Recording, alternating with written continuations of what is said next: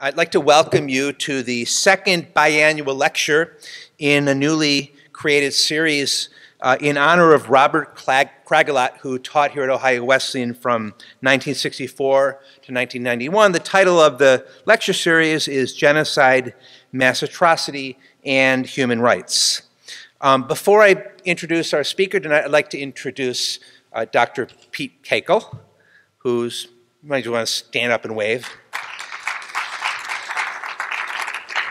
Pete went to Ohio Wesleyan and graduated in the class of 1969, and he generously endowed this lectureship in honor of his mentor, Robert Kragalott. Pete left Ohio Wesleyan, went and had a successful career in business, but after succeeding, he decided to pursue his passion, which is history, and he went and received a master's degree and PhD at the University of London in England in Holocaust Studies and Modern European History. Thanks to Pete, we have this lecture series, and it will continue for decades and decades.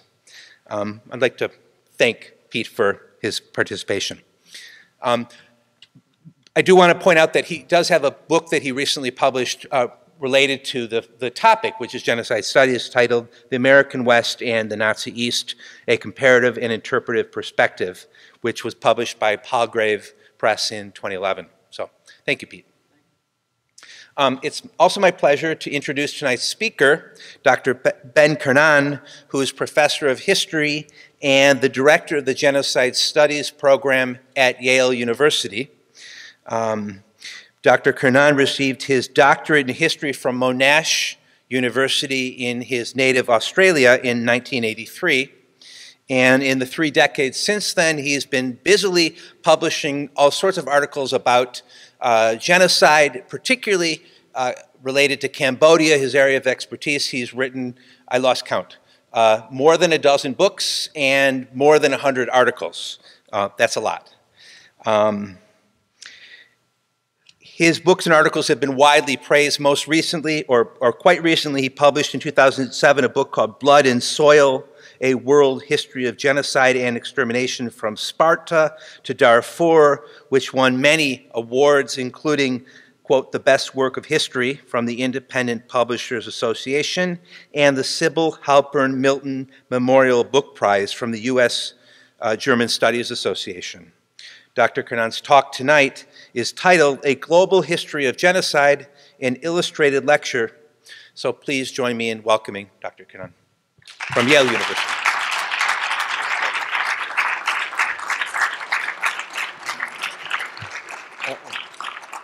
Thank you, Jeremy. It's a great pleasure to be here, and it's an honor to be a speaker in a series dedicated to the name of Robert Kragalott, about whom I've heard wonderful things, and it's also wonderful to be here with Pete Kakel, who is an expert on 2 of the cases I'm going to be studying tonight, and it's terrific to just see you all out here on such a freezing cold night. Thank you.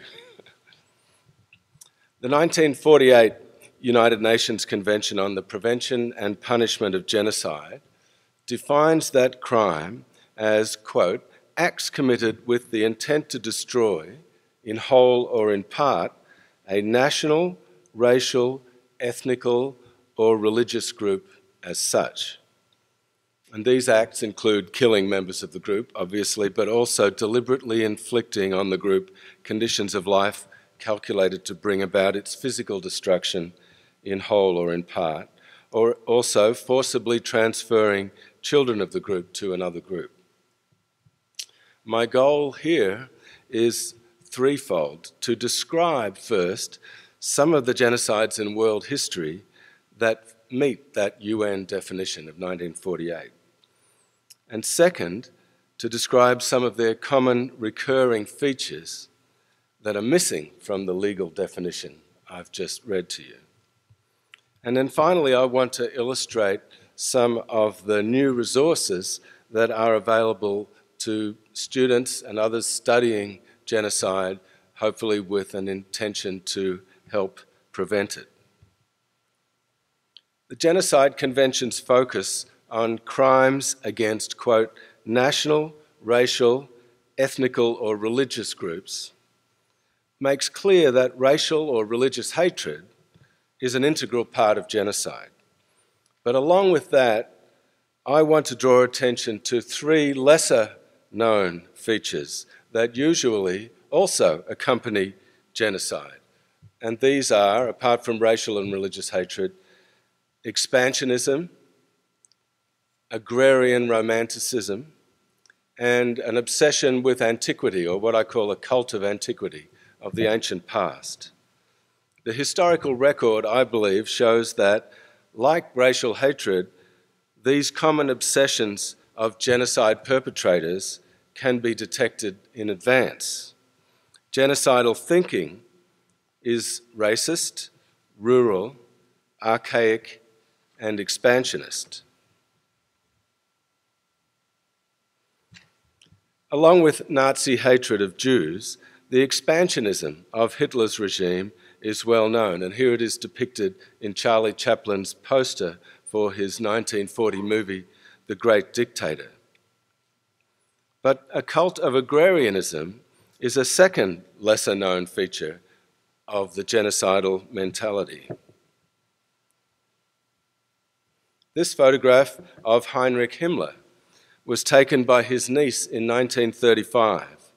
Here we see Hitler's number two, architect of the final solution, a mass murderer rurally decked out in lederhosen, all set to be photographed in a field near his home in Bavaria. And a fourth feature of this mindset is what I call the cult of antiquity. Genocidal ideology usually seeks precedence and validation in the past, often the ancient past. Hitler, for instance, praised Arminius Hermann, who annihilated ancient Roman legions, and he praised him as the first architect of our liberty. When Hitler urged in 1924 that, quote, the new Reich must again set itself on the march along the road of the Teutonic knights of old to obtain by the German sword, sod for the German plough, Hitler combined antiquity with both aggression and agrarianism. Hitler considered Roman history the best mentor, probably for all time. He praised Rome's genocide of Carthage in 146 BC as the execution of a people through its own deserts. The Nazis also turned to classical Sparta as an ancient model. Hitler recommended that a state should limit the number allowed to live, and he added the Spartans were once capable of such a wise measure when they exposed sick children to die in the elements. They created the first racialist state, as Hitler called it. Invading the Soviet Union in 1941, Hitler saw Soviet citizens as the new helots to his Spartans. They came as conquerors and they took everything. I've just learnt, Hitler added, that the feeding of the Roman armies was almost entirely based on cereals. Now, he added, Ukraine and Russia will one day be the granaries of Europe. But they merited that responsibility only with German agricultural settlement. The Slavs are a mass of born slaves, Hitler claimed, but under the German peasant, every inch of ground is zealously exploited. Nothing is lovelier than horticulture, Hitler said. Germans were more advanced because, quote, our ancestors were all peasants, he went on. He considered a healthy peasant class, quote, as a foundation for a whole nation. A solid stock of small and middle peasants has been at all times the best protection against social evils. Nazis saw Jews not only as a subhuman race, but also as anti-peasants, the archetypal town dwellers. Anti-urban thinking reinforced the virulent anti-Semitism of the Nazis. Hitler was at least right that the Roman destruction of ancient Carthage was a case of genocide. While we lacked a legal definition until the 1940s, genocide goes back at least that far, at least to the classical era. Cato the Elder, author of perhaps the first recorded incitement to genocide, Delenda est Carthago, Carthage must be destroyed. Cato was not just a territorial expansionist, but he was also an agrarianist, determined to preserve ancient Roman rural values against mercantile threats in cities like Carthage. Cato's work on agriculture began with his ideal citizen, the farmer. Quote, "It is from the farming class that the bravest men and the sturdiest soldiers come. Their calling is most highly respected." But later, in the medieval era, the classical texts were lost, and little was known of what had really happened to Carthage in 146 BC when it was destroyed by the Romans. And medieval thinking about war, at least in my view, was less genocidal. Here is a 13th century depiction of Saul slaying the Ammonites in ancient Israel, according to the Bible. It focuses on war, but less on extermination.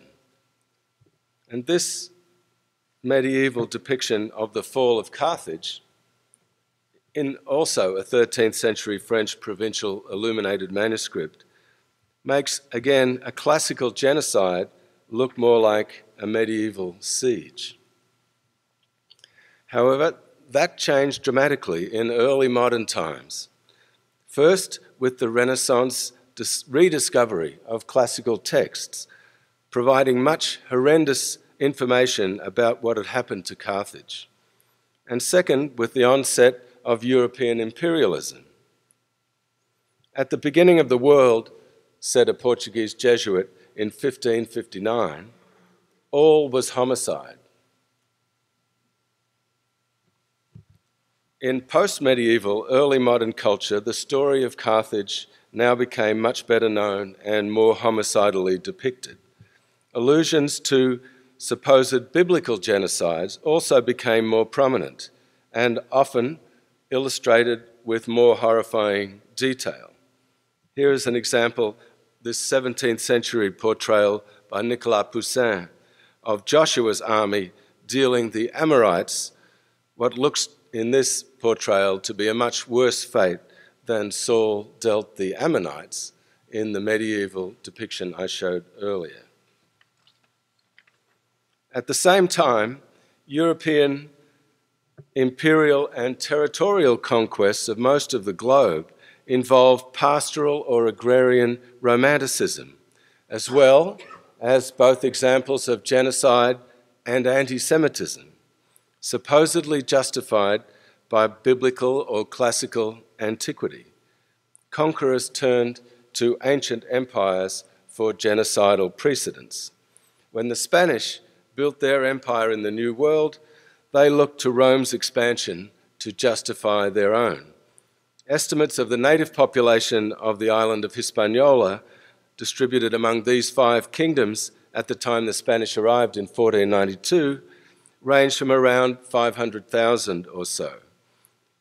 By 1514, just 32,000 Indians survived.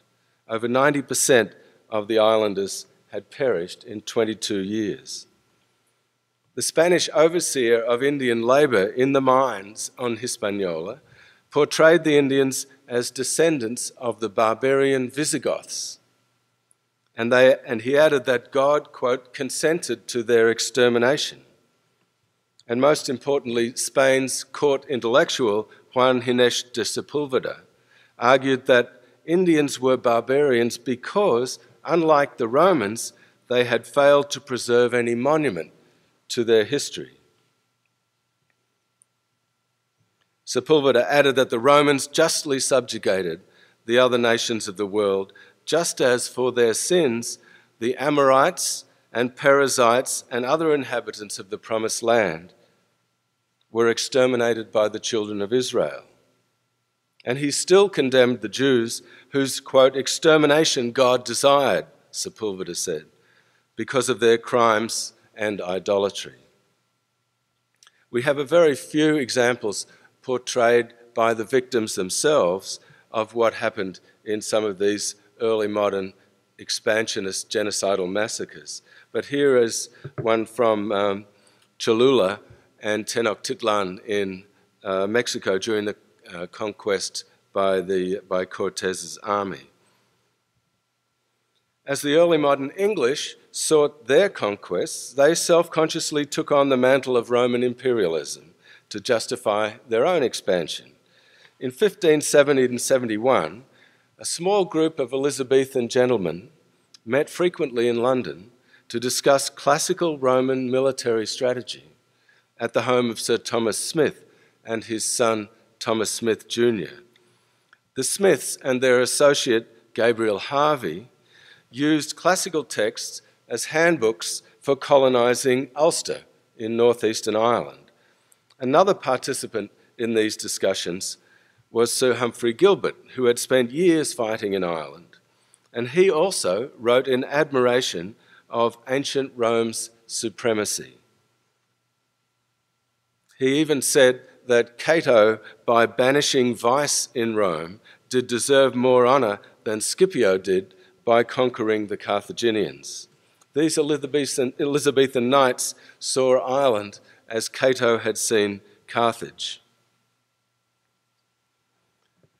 Another member of this circle left for Ireland in 1580 with Sir Arthur Grey de Wilton, the Lord Deputy of Ireland, appointed by the King of England. And with him went the poet Edmund Spenser, who wrote a Latin poem calling Gabriel Harvey the great Cato of our era. And Harvey wrote back that your great Catos and our little Catos make such a buzzing and ringing in my head. And Spenser was in Ireland on this occasion with Lord Arthur Grey de Wilton in 1580, when Grey surrounded with his ships a Spanish and Italian force on the peninsula, in the Dingle Peninsula in the west of Ireland. And when they surrendered, he ordered his troops to carry out the massacre of the 600 disarmed, surrendered papal troops. Grey reported to Queen Elizabeth, "I sent in certain bands who straight fell to execution. There were 600 slain." This sketch is a woodcut from a 1581 pamphlet which asserted that the papal troops had received their just deserts, incited by a blasphemous anti-Christian prelate, the Pope. Potent as they were, classical precedent and religious bigotry were not the sole justifications for the English slaughter in Ireland, particularly in the late 1500s. Contributing to growing ethnic animosity was the view of many English settlers that the Irish were poor farmers of the land. Colonial propagandists sometimes described Ireland as uncultivated or even uninhabited. One claimed that the Ards region of Ulster, claimed by the Smiths, lacked only inhabitants, manurance or cultivation, and policy. Another colonist advised people to bring seed and implements as if they should imagine to find nothing here but earth, and indeed little else shall they find. And this is a memorial on the Dingle Peninsula to the massacre that I just mentioned earlier from 1580. A different kind of agrarian fetish was evident across the other side of the world just a decade later, during Japan's invasions of Korea in the 1590s. Quote, "Kill the Koreans one by one and empty the country," unquote, was the order of the Japanese ruler Toyotomi Hideyoshi. He urged his forces, for instance, to punish Chola province, quote, "without leaving a thing behind." And he rewarded soldiers for each Korean they put out of action. if they documented it by presentation of the severed noses of their victims. And these body parts were then sent pickled in barrels back to Kyoto, where Hideyoshi built this victory mound in the right-hand center of that screen. You can see the green mound. This is an illuminated manuscript dating from about 1610 in Kyoto.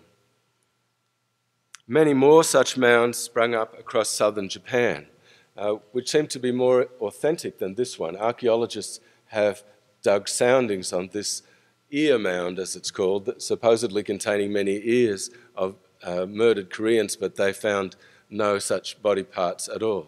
But there are plenty of other mounds across the south of Japan, and plenty of documented testimonies from Japanese generals. One of their war memoirs testified to the burial of 186,000 Korean heads and 29,000 Chinese heads. Along with this external expansionism, I think you can see this is the monument still there today in modern Kyoto.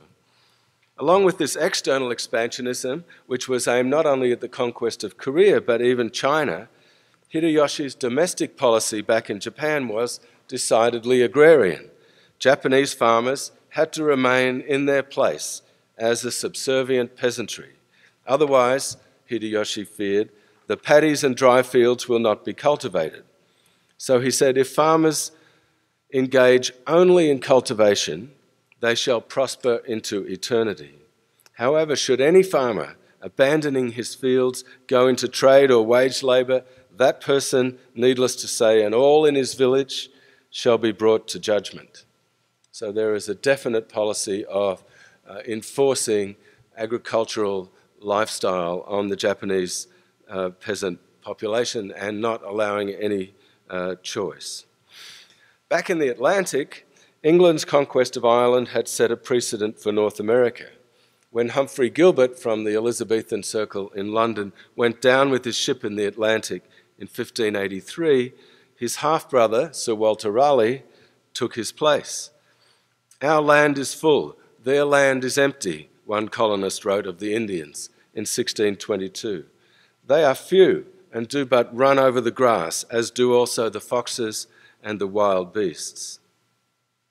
Governor Winthrop of Massachusetts colony asserted that the land was unoccupied precisely because it had not been cultivated in the European manner, and therefore the land could legitimately be occupied for that superior purpose. Winthrop wrote, "The natives in New England enclose no land, neither have they any settled habitation. So as if we leave them sufficient for their use, we may lawfully take the rest." Winthrop's discovery in 1633, as he put it, that Narragansett land in Rhode Island was, quote, full of Indians, failed to disturb this notion. Land was free to any who would possess it, wrote Winthrop, making the point that without cultivation there can be no right to the land. But Native Americans contested occupation of their lands. And after clashes in 1637, Massachusetts colony declared war on the Pequot Indians in Connecticut. Settlers declared an offensive war, as they put it, against the Pequots. Boston branded them, quote, and all other Indians as a common enemy, unquote. 90 soldiers assembled in 3 ships at Hartford, and led by Captain John Mason, he wrote of having concluded to destroy them by the sword. The English sailed around the main Pequot fort and attacked the one at Mystic, Connecticut, that sheltered the Pequot women and children. And here is the Pequot fort as shown by John Mason in his book at the time. Mason had Narragansett Indians form an outer ring as his own men surrounded the fort. With his own men, you can see there firing the guns. At dawn on May 26, 1637, Mason and Captain John Underhill led the assault. I'm sorry, this is Underhill's sketch, not Mason's. Once inside the fort, Mason yelled, "We must burn them," and he grabbed a firebrand and put it into the wooden lodges. And about 600 Pequots were trapped, and Mason wrote that they would fly from us and run into the very flames, where many of them perished. Underhill came in at the other end and set fire to the other lodges, and in about an hour and a half, 600 Pequots had been incinerated. They were, Mason wrote, utterly destroyed. There were only 7 taken captive and about 7 escaped. Thus was God seen, Mason added, burning them up in the fire of his wrath and dunging the ground with their flesh. In other words, manuring the ground, cultivating the ground. Underhill's sketch shows 98 lodges all on fire. The English lost 2 dead in the attack. Now, the Narragansett Indian allies of the English thought that this fighting method was too furious and slays too many men, as they put it. And Underhill himself wrestled with the implications of what had been done. It may be demanded, Underhill wrote, why should you be so furious, as some have said? He means the Narragansetts. Should not Christians have more mercy and compassion? But Underhill answered by appealing to ancient biblical precedent. I would refer you to David's war. Sometimes the scripture declareth women and children must perish with their parents. We had sufficient light from the word of God for our proceedings. And here is the site as depicted in 1879, still empty, idyllic pastoral scene. I'd like to contrast Underhill and Mason's description and justification for a genocidal massacre which they conducted in 1637 with a very different response in the 18th century. In, I think it was 1763, Benjamin Franklin in Philadelphia described a massacre of Indians, and he recognized it as a genocidal massacre, although there was no such word and he had no word to describe it, and he condemned it outright. So here is what Benjamin Franklin wrote in 1763. If an Indian injures me, does it follow that I may revenge that injury on all Indians? It is well known that Indians are of different tribes, nations, and languages, as well as the white people. In Europe, if the French, who are white people, should injure the Dutch, are they to revenge it on the English? Because they too are white people? The only crime of these poor wretches seems to have been that they had a reddish-brown skin and black hair, and some people of that sort, it seems, had murdered some of our relations.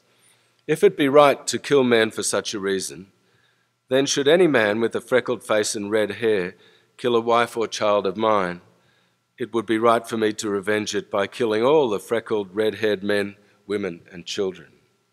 And Franklin concluded that the Indians would have been far safer a long way from Pennsylvania if they had lived among, quote, the ancient heathens, the cruel Turks, Moors, Popish Spaniards, or Negroes of Africa.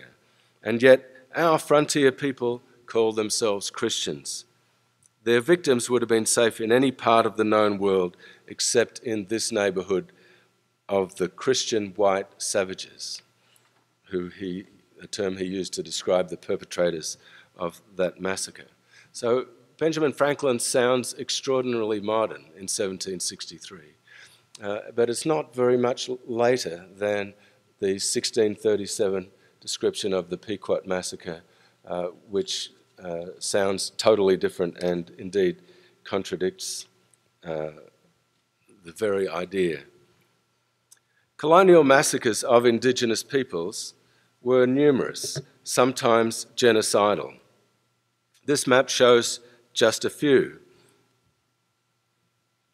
The extermination of the Tasmanian Aborigines, all 4,000 of whom died during British settlement between 1803 and 1874, is well known, but their tribal names, shown on this 1998 map, are rarely mentioned. Yet Tasmania was no exception. Around 1800, the Australian mainland was home to over 700 Aboriginal communities, many of whom had their own languages. But over the next century, from 1800 to 1900, most of these ethnic groups and their languages were threatened with disappearance in the violent conquest of an entire continent. In 1886, a white Australian artist depicted the fate of the Aborigines this way. The two top sketches are inaccurate, in fact. Whites did not disembark shooting from their ships, nor did Aborigines spear missionaries. But whites did often kill Aborigines to protect their investments in pastoral stock, mostly sheep. And many more blacks died of disease or hunger as their native game, the kangaroos, retreated at the advance of white farmers and their millions of sheep. In both Tasmania and the mainland of Australia, white settlers argued that the native peoples did not cultivate the land and therefore could not own it. Even whites who did recognise Aborigines as owners of the land could hardly imagine them actually occupying it. And here is a map drawn by the founder of Melbourne, my hometown, in Victoria, Australia, in 1835, John Batman. He showed the land that he considered he had bought from Aborigines, and the map is entitled "A Tract of Country Ceded by the Native Chiefs of Southern Australia to John Batman." The chiefs and people appear nowhere on the map, which is largely empty, except for descriptions of its emptiness. The word open appears on it 6 times, combined 4 times with extensive open plains as far as the eye can see, open extensive country, and so on. Now, if Batman could have seen or imagined more Aborigines on the land or recognised their land use, the open plains across what became the colony of Victoria just a couple of decades later might have looked something like this, which is a map of the Aboriginal people who did live there, including the Kurnai people in the far right there in the eastern Victorian region of Gippsland. Instead, in just 23 years from Batman's map of 1835, by 1858, the map of the Melbourne area looked like that. A very close grid of settlement with virtually no spaces for the Aboriginals to derive their economy or subsist in their traditional way. The Kurnai region was now called Gippsland, and as you can see there, unsurveyed country is what it's called in this 1858 squatting map of Victoria. By then, in less than a quarter of a century since Batman's settlement and treaty with the Aborigines in 1835, the 2,000 or more Kurnai people had almost disappeared from hunger, disease, and massacres. Their homes had acquired classical names. I think you can see the Acheron River, and even the Rubicon is up there. It took another 30 years to retrospectively map the 5 Kurnai clans and their neighbouring Aboriginal tribe back onto the map of Gippsland, when virtually very few of them had survived. The same era saw another catastrophe in California, which might have looked something like this at the onset of US rule in 1846. From then until 1874, especially in Northern California, federal troops, state government, and local militias and bounty hunters all conducted repeated massacres of Indian populations, in particular the Pomo, the Yuki, the Tolowa, and the Wintu. Benjamin Madley is about to publish an extensively documented book on the genocide of Northern Californian Indians in this period. Many linguistic groups vanished. These are the linguistic groups of California. The San Francisco Bulletin commented in 1860, even the record of Spanish butcheries in Mexico and Peru has nothing so diabolical. In the destruction of Indians elsewhere, a pastoral romance accentuated the pervasive agrarianism and the exigencies of conquest. General Philip Sheridan sent General George Armstrong Custer on an expedition into the Black Hills of Dakota in 1874. And there Custer found what the New York Tribune reporter who was with him called, quote, an Eden in the sky without the forbidden fruit. This is a photograph by William Illingworth, which has often been described as one of the most thrilling photographs of Western exploration. It shows Custer's wagon train winding its way through paradise in July 1874. Custer evoked the pastoral scene himself. Every step of our march that day was amidst flowers of the most exquisite colours and perfume. So luxuriant in growth were they that men plucked them without dismounting from the saddle. It was a strange sight to glance back at the advancing columns of cavalry and behold the men with beautiful bouquets in their hands, while the headgear of their horses was decorated with wreaths of flowers fit to crown a Queen of May. And along with that pastoral romance, you can hear Custer also talking about the agrarian idealization. The soil is that of a rich garden. Nature has done so much to prepare homes for husbandmen. The open and timbered spaces are so divided that a partly prepared farm of almost any dimensions, from an acre upward, can be found here. And accompanying this agrarianism came models from antiquity. The New York Tribune's reporter wondered, did Caesar have such a wagon train? As soldiers pitched camp, he reported, they asked their commander, how many miles today? And he said this was just as Xenophon was asked. The Chicago paper even dubbed the expedition Custer's Anabasis, after Xenophon's classical march.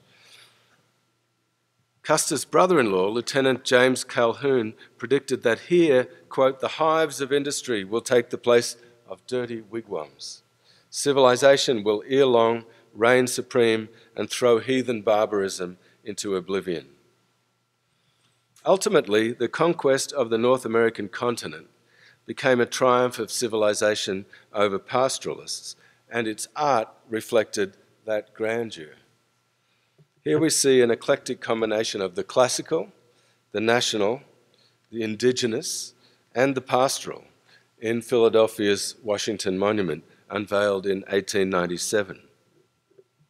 And here from Central Park in New York is a classical depiction of General Sherman, almost as if he's marching in a Roman triumph. Despite 2 millennia of genocides, many think of the crime as a 20th century phenomenon. And that is in part understandable because new technology and communications in the 20th century now made genocide more efficient and mechanized. The first non-colonial genocide of the 20th century was the Armenian genocide in World War I. It started in 1915 when the Young Turk regime at the end of the Ottoman Empire rounded up hundreds of Armenians and hanged many of them in the streets of Constantinople. It's the 100th anniversary this April of those events. Before beginning the genocidal deportation of the Armenian general population to the desert, in which nearly 1 million or more died or were murdered en route. In turn, the Armenian case became a model for other genocides of the 20th century. After all, the perpetrators had got away with mass murder. Who today speaks of the Armenians? Hitler asked in 1939. This was the era of the rise and fall of fascism and communism. New totalitarian party states propounding scientific race or class ideologies made entire groups of people inimical or expendable. The giant communist states, Stalin's Soviet Union and Mao's China, pursued mass killing of domestic political enemies and social classes. Those two were somewhat less preoccupied with racial categories or territorial expansionism. and not at all with historical antiquity. Neither Stalin nor Mao had any patience with past models. And Stalin, unlike Mao, harboured no hint of agrarian idealism either. Despite these important exceptions, the major themes of previous eras, racial and religious hatreds, fetishes with history and agriculture, and territorial expansionism, persisted in most cases in what has been called the century of genocide, the 20th century.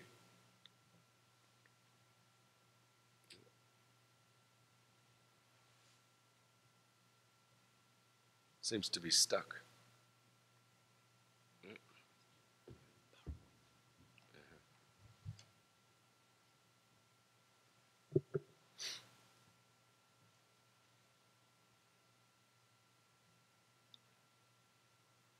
Try it again. Yeah, great, thank you. This photograph shows Adolf Hitler on the right and Hermann Göring on the left at Hitler's mountain home, Haus Wachenfeld, in the Bavarian Alps. Ignatius Feyre published the photo in Homes and Gardens magazine in November 1938. And he described this, quote, sunny subalpine home hundreds of miles from Berlin's uproar and set amid an unsophisticated peasantry of carvers and hunters. Of the squire, of Wachenfeld, Hitler, Feyre wrote, "It is over 12 years since Herr Hitler fixed on the site of his one and only home. Here in the early days," he wrote, Hitler's widowed sister kept house for him on a peasant scale. Sometimes when state affairs are over, the squire himself, attended by some of his guests, will stroll through the woods into hamlets above and below. There, rustics sit at cottage doors carving trinkets and toys in wood, ivory and bone. Frauen Goebbels and Göring, in dainty Bavarian dress, arrange dances and folk songs. Here is Himmler in the fall of 1942 inspecting cotton fields in Ukraine. The results of Nazi ideology and action are, of course, very well known. This is a Jewish prisoner photographed in Auschwitz with her head held in a bracket. And here's an open mass grave with thousands of Jews in Ukraine in 1941 or 42.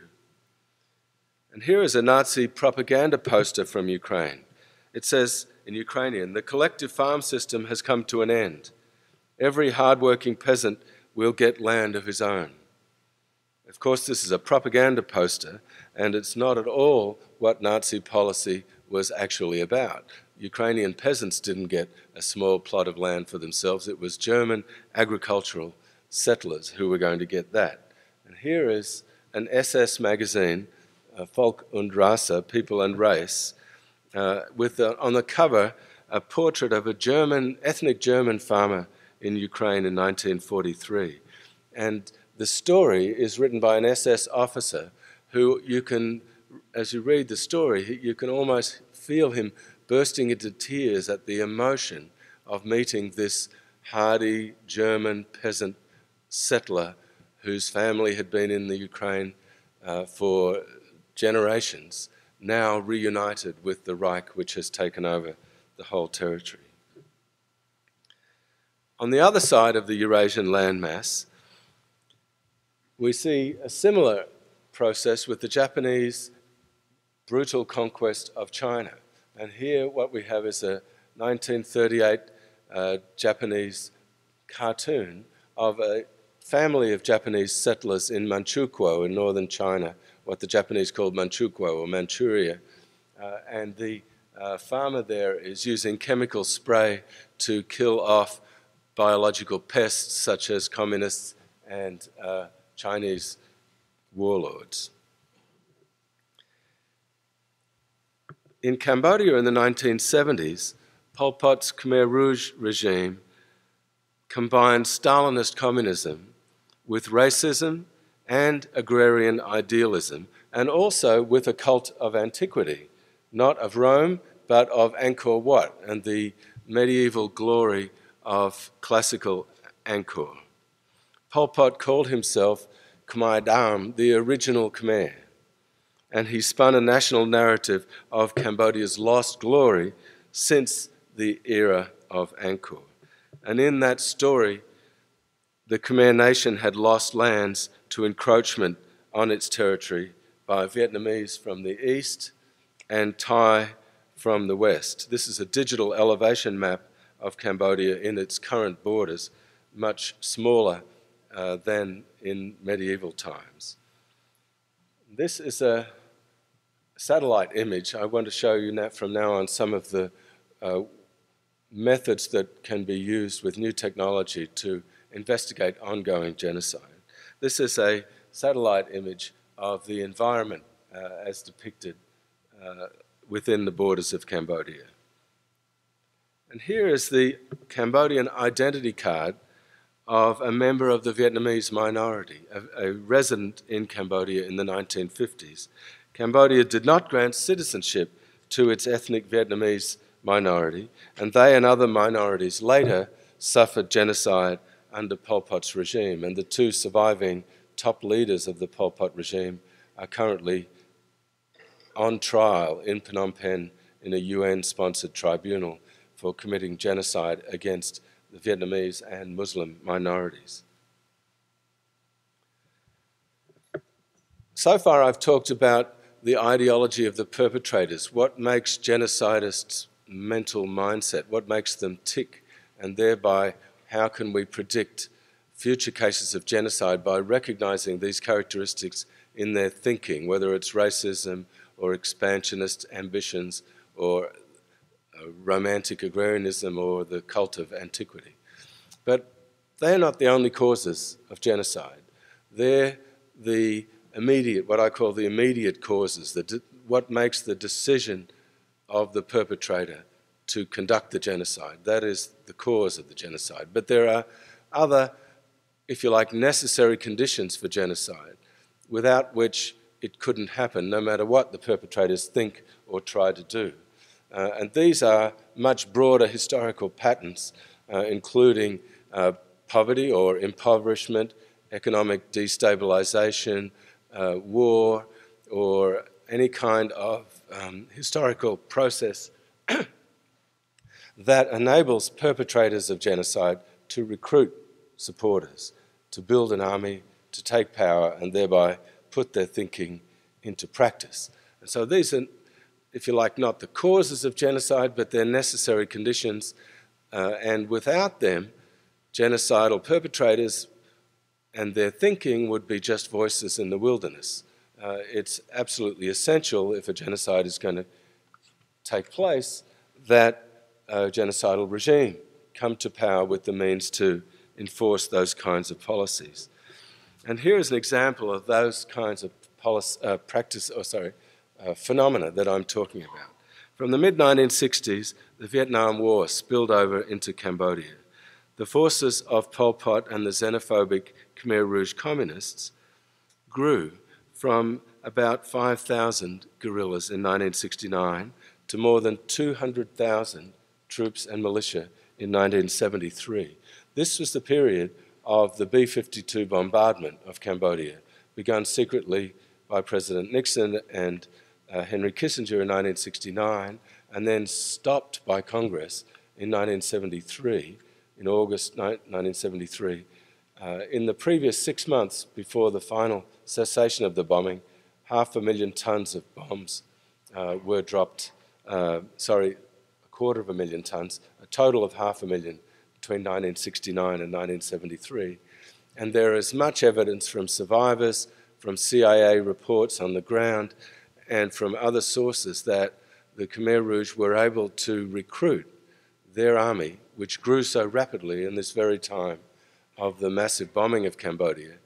They were able to recruit their army on the basis of using the bombing as a propaganda tool, as something to recruit people. The Khmer Rouge leaders envisioned an agrarian society free of urban contaminations. This, by the way, was the areas that were bombed by the United States in 65 to 73. These are targets that are recorded in the Pentagon database. There's a total of 230,000 sorties and an average number of 2 sorties per site bombed. So therefore about 130,000 places in Cambodia were bombed by B-52 and F-111 aircraft. And this does not include the South Vietnamese Air Force, which also was bombing Cambodia.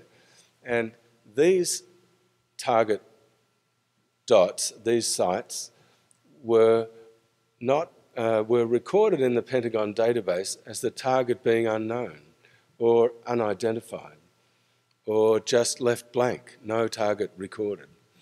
12,475 places in Cambodia were bombed where the bombardiers had no idea what they were attacking.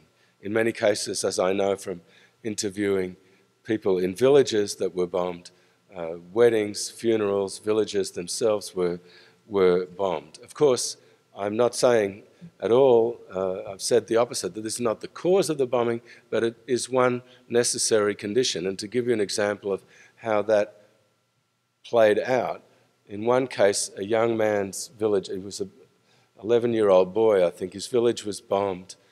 2/3 of the population were killed. He ran screaming into the jungle, smack into a small Khmer Rouge patrol. They gave him a gun and they told him that the killing birds, the B-52s, came from Phnom Penh, the capital of Cambodia, the city. Of course they didn't. They came from Guam and the Philippines. But that was the way the Khmer Rouge diverted their recruits' hatred at what had happened to them against the city population of Cambodia, who had had nothing to do with the bombardment. So there's a deliberate duplicity in the way the Khmer Rouge were able to manipulate their recruits who were ready cannon fodder as a result of the destruction of villages in the aerial bombardment. And this was their ideology. They envisaged an agrarian society free of urban contaminations.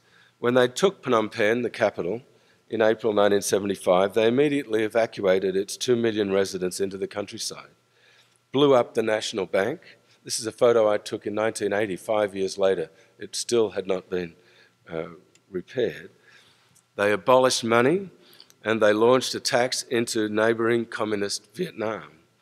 And 4 years later, 1.7 million Cambodians had died. A fifth of the population died in 4 years of Khmer Rouge rule. And they, in the meantime, they turned this former high school into a secret prison known as S21, or Security 21, Sontebal Mapei Mui. It was the secret central prison and extermination centre. It operated from 1976 until 1979, when the Vietnamese army destroyed the Khmer Rouge regime. And here are some of the prisoners. They photographed 4,000 of their prisoners and killed 14,000. Everyone who went through that prison was murdered, except for about 5 people who had specific technical skills that the Khmer Rouge wanted.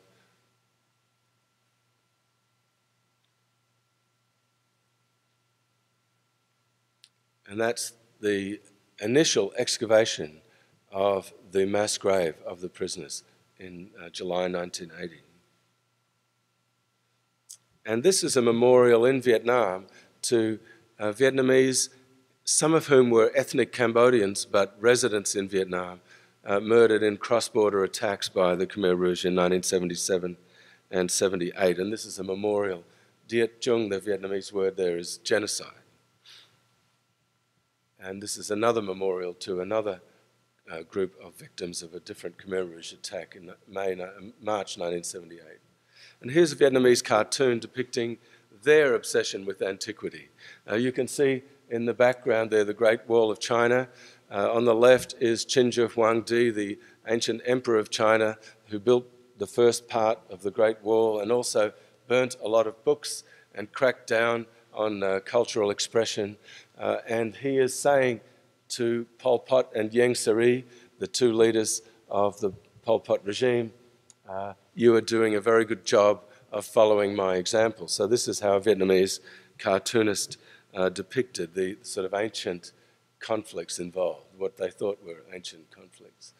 Unfortunately, that's not the end of it. Although the Pol Pot regime was destroyed in 1979, so that's it's coming up in April to the 40th anniversary of its rise to power, but it's been out of power since '79. But in the 2000s, this Thai actress in Thailand was reported to have said that Angkor Wat, the temple from classical Cambodia, belongs to Thailand. She denies having said it, but it was reported in Cambodia there was a riot by Cambodian nationalists who burned down the Thai consulate and Thai airline offices in Phnom Penh. And so there is still, despite the overthrow of the Pol Pot regime, a very strong ethnic and nationalist feeling in Cambodia. About the same time as the Khmer Rouge took over, which was April '75, in the same year, in December, Indonesian forces invaded the small half-island of East Timor. These are some photos taken of the East Timorese population before that invasion in mid-'75 or '74. And here is the half-island. The Indonesians invaded, and in the first 5 years, about a quarter of the population of East Timor perished through mass killing and repression and military conquest and starvation.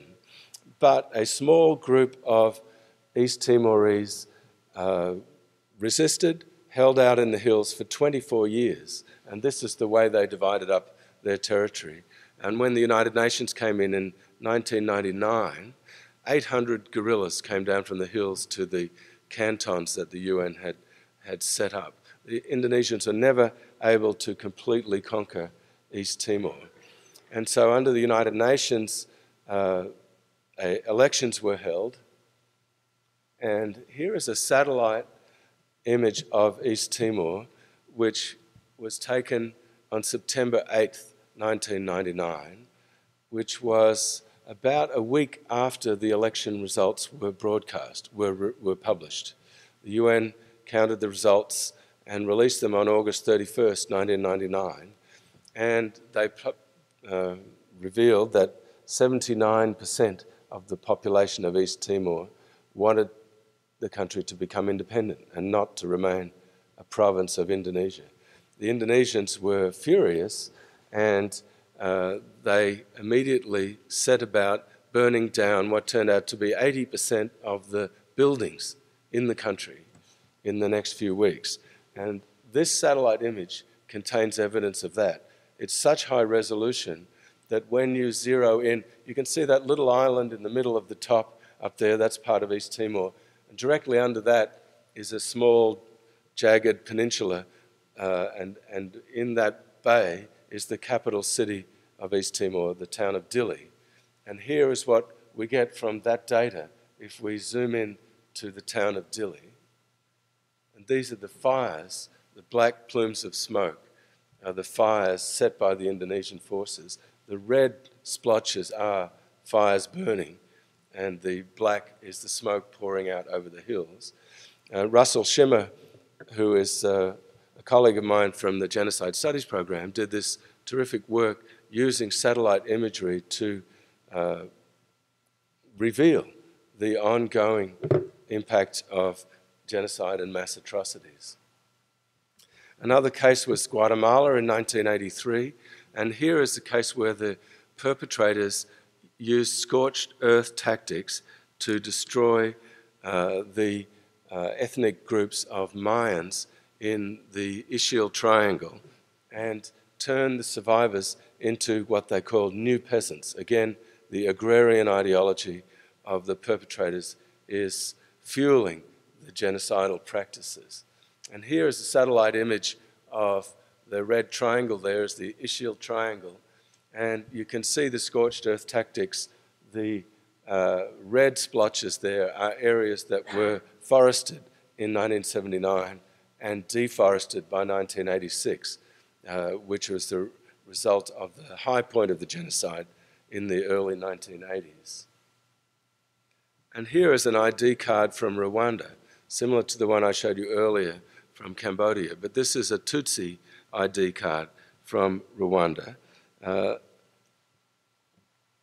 Tutsis were forced to carry these ID cards, revealing their ethnicity, and they were used in the genocide in 1994 to determine who was Tutsi and who was Hutu, and to kill the Tutsi minority, in which about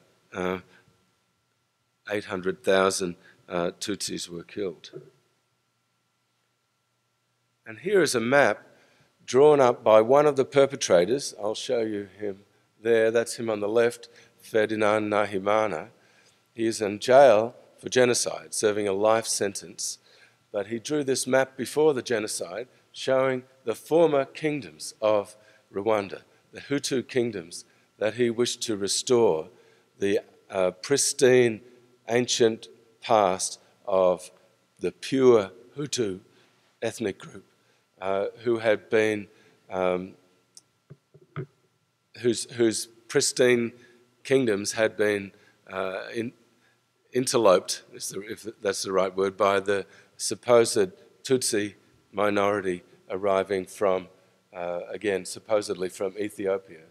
So here is the historical idealization that leads to the conduct of genocide. And here is a map, a satellite image of Rwanda.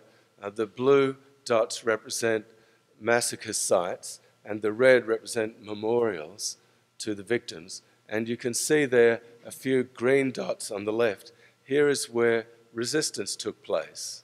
And if we focus on just that area on the shore of Lake Kivu, you can see the areas that were forested in 1987 and devastated, deforested, cut down by 1995 after the genocide of 1994, when the perpetrator forces cut down everything they could to try to track down through the forest the Tutsi who were resisting. And there you can see an area of red splotches, area that was forested in 1987 but not in 1995, in between two sites of resistance. And here is the most important genocide so far of the 21st century, the Darfur case, which exploded in 2003. And here is a site of destroyed villages. And here is a destroyed village on the right and an undamaged village compound on the left. This is a photograph provided by the US Holocaust Memorial Museum. And here is some work done by Russell Shimmer to show the ecological impact of the genocide. Here is the Darfur region of Western Sudan, and the blue areas at the beginning of the genocide, 2003 and 4, represent a slight decrease in vegetation because people have been killed or driven away and they're not planting their fields anymore. So the biomass is decreased compared to the previous year. But a few more years on, there has been a massive rebound in the biomass. The opposite has occurred, with not only the people being killed and the people being driven away, but also the sheep, cattle, goats, camels have all been stolen, and there is no grazing of the land, and there has been an enormous return of the biomass. And here is mapping of that process onto the villages that were attacked in the Darfur genocide in 2003 onwards. So, in my view, the Portuguese Jesuit was wrong. All was not homicide from the beginning of the world, but there have been plenty of cases of genocide in various continents, in various centuries, in various civilizations, by various religious and anti-religious groups. But there have also been many people who stood up and said no. And also, large historical processes made genocide more likely. But genocide is always the result not of humanity, but of decisions made by certain people, individuals, usually very few, who think in certain similar ways, discuss them, and set about putting those views into action. Others oppose them. Genocide is not inherent in human history, but it is recognizable there. Often, it is detectable in advance. It can be seen coming. We have to recognize it. Benjamin Franklin did. Thank you.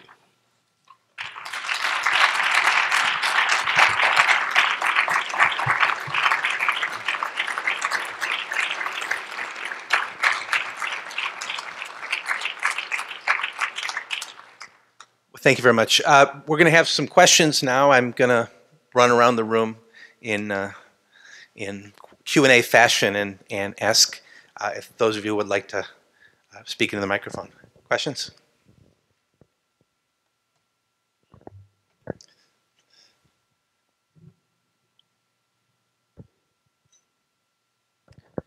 So, are you arguing that the massive rebound in biomass in Darfur matches with your idea of genocides usually taking agricultural?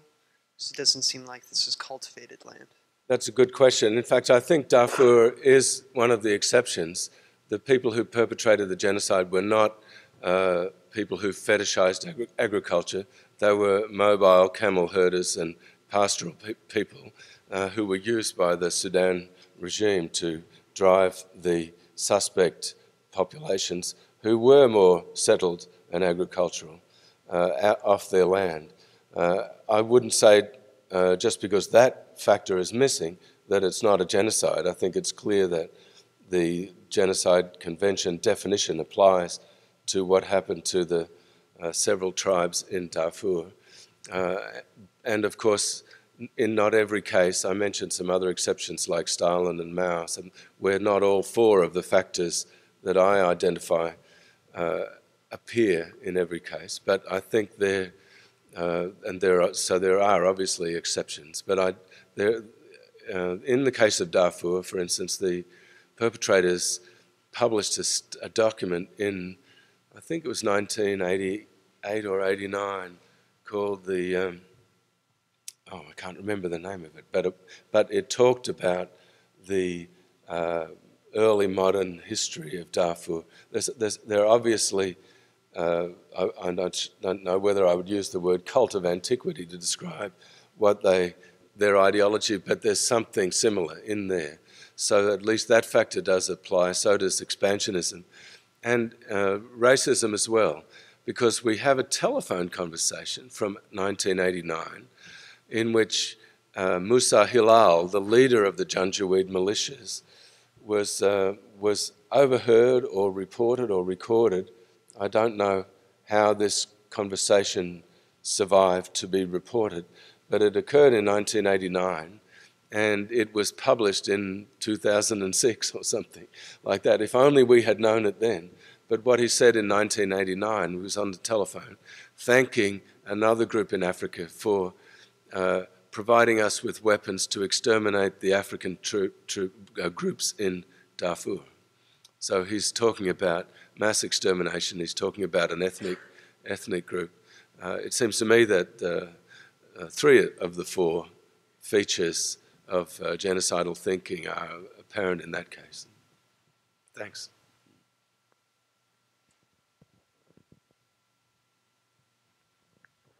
Just 2 quick questions. First of all, the satellite imagery you showed us, is this going to have sort of legal weight in future genocide trials? Will it be comparable to other evidence we have of other historical genocides? And then my second question is, what exactly is the distinction between a massacre and genocide? I think maybe the fires burning in East Timor all over the island. I just showed you the capital city, but there are fires burning on the same day that shows a pattern of action which can only have been done by organisation. In other words, the intent can be proved by display of that visual evidence. It's not, a court is not going to accept an argument that fires suddenly broke out without any intent and burnt down 80% of the buildings. There's obviously a plan, a conspiracy to do that violence. Maybe not genocide in the case of burning down buildings, but crimes against humanity or other international crimes. And of course, there are distinctions between small-scale massacres and massacres that do not target ethnic, national, racial, or religious groups, and genocide. And according to the UN definition, an ethnic, national, racial, or religious group must be the group that is targeted. A political group, a social group, an economic group targeted with mass murder would not be defined as genocide in an international legal forum. Many scholars of genocide think that the definition is faulty, that it should include political groups and social groups and economic groups, even imaginary groups. And so, for instance, when Stalin was killing people he thought were wreckers, people who supposedly destroyed equipment and were trying to sabotage the industrialization of the Soviet Union, and huge numbers of people were killed as wreckers, of course, that they weren't a group, and they probably weren't even deliberately carrying out any wrecking, but there was a group defined by the perpetrator as an imaginary group, but they were certainly killed in large numbers. So some people think that should be included in the legal definition, but it isn't. And now we've had, since the early 90s, because it took 50 years for the Genocide Convention of 1948 to be ever implemented. And so it was not until 1998 that anybody was convicted of genocide in an international court. And that was the Rwandan, might have even been the historian. I think it was the mayor of Kigali. Anyway, the others were found guilty since 1998. But so we've had, since the 90s, a number of cases that have defined genocide by using examples and therefore providing more precision and more data about what could constitute genocide than just the definition does. So we have all this legal documentation now. So in my view, the Genocide Convention is a strongly supported legal definition, and people have rights under that. People who have been subjected to genocide have the right to be recognised as victims of genocide, and it would therefore be, I think, inadvisable to throw out the definition and hope that some more people or more groups will be protected by adding in political and social groups and so on. I don't think that's going to happen, and I don't think it's even advisable. The other thing that makes me form that conclusion is that people who are killed because of a membership in an ethnic, national, racial or religious group are being killed usually because of something over which they have no say, something they were born as, or something that they look like. It's not quite the same as being a member of a political group or even a social or economic group. It's more likely that membership in those groups are adult choices, democratic rights, but it seems to me to be more heinous to kill somebody because of who they are than for something that they've chosen to do, although that too should be a crime, and it could be a crime against humanity, which is another form of international criminal behaviour. And that includes extermination. So a massacre, for instance, that doesn't fit the definition of genocide will almost certainly qualify as extermination, as a crime against humanity. And indeed, that is what the UN tribunal, not the Truth Commission, sorry, not a tribunal, the UN-sponsored Truth Commission in East Timor, with a very extensive report, documented 100 to 150,000 people killed and so on. they concluded that what happened in East Timor was not genocide. They didn't say it wasn't genocide, but they said it was extermination as a crime against humanity. And to prove extermination as a crime against humanity, you don't need to prove that they were targeted as such, as a national, ethnic, racial, or religious group. And you don't have to prove the specific intent to destroy the group as such. And so extermination is presumably more common than genocide and easier to prove.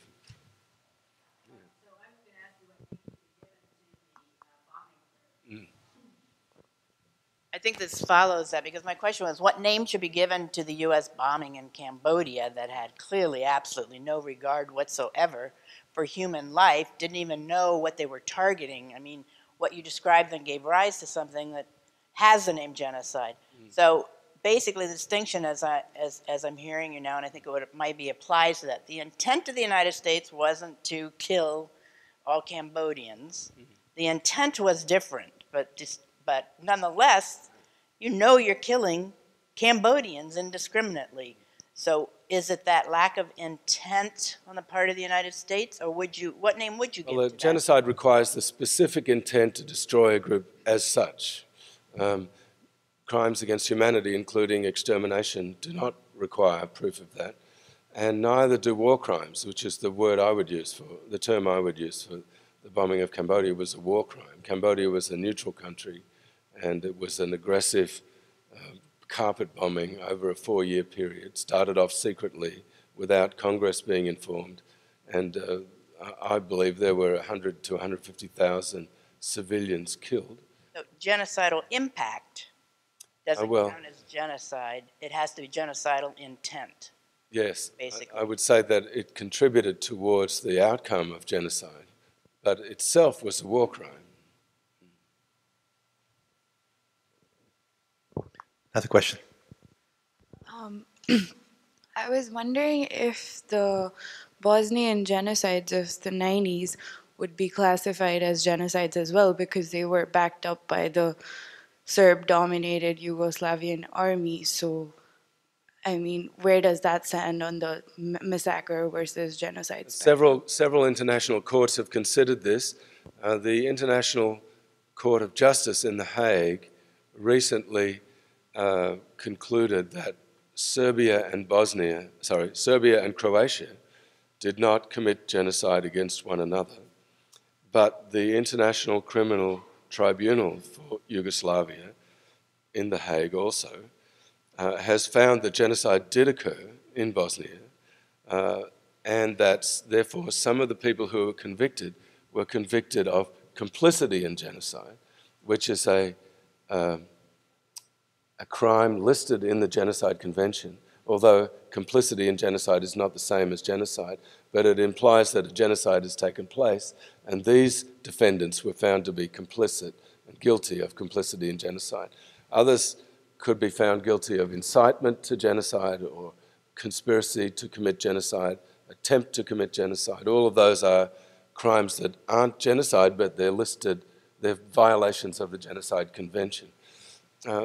And I think the Bosnian judgments of the International Criminal Tribunal for Yugoslavia show that genocide did take place, particularly at Srebrenica, and that the culprits have not yet been brought to justice, probably because they died in jail. I'm not sure, or they were never apprehended. I'm not sure now. Milosevic died in jail, and so he was not able to be convicted. Mlatko Radic, I think, is still in jail, on trial in The Hague, and Radovan Karadzic, didn't he die while he was in? I'm not sure. He might still be on trial for genocide.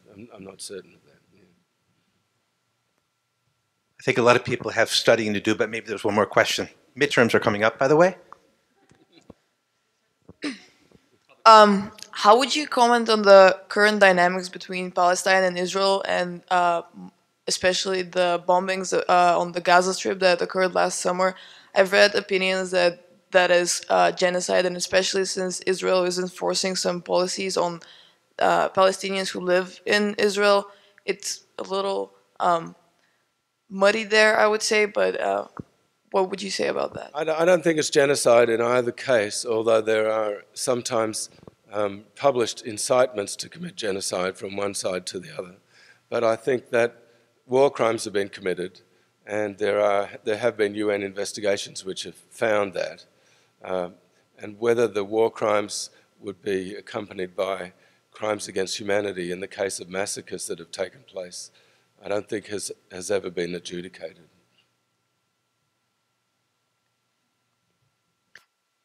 Join me in thanking Dr. Kiernan. Thank you. Thank you.